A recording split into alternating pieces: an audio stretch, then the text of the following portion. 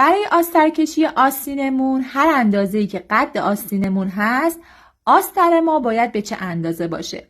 لبه آستینمون رو هر چقدر که فضای دوخ گذاشتیم، اگر 4 سانتی متر، 3 سانتی متر، هر مقداری که لبه آستین رو فضا گذاشتید، آستر شما باید نصف اون مقدار کمتر باشه. در اینجا ما 4 سانتی متر فضای دوخ گذاشتیم، نصف 4 سانتی متر میشه 2 سانتی متر و 2 سانتی متر من از آسترم کوتاه میکنم. پس 2 سانتی متر اینجا آستر من کوتاه‌تر هستش و به این شکل که ما میایم رو در روی هم قرار میدیم این مسیر رو و دوخ میزنیم.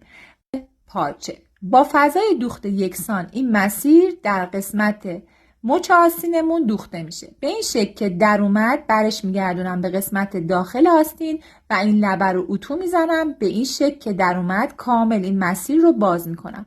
قسمت پهلوی آستر و پهلوی آستین اصلیمون رو با فضای دوختی که گذاشتیم دوخ میزنیم. این مسیر کاملا یک دست دوخ میخوره. درزهای مچ هم روبروی هم قرار میگیره.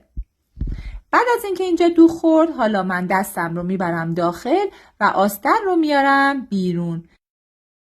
در نهایت آستین ما به این شکل آستر کشی میشه و این داخل کار هست و این هم لبه مچ آستین.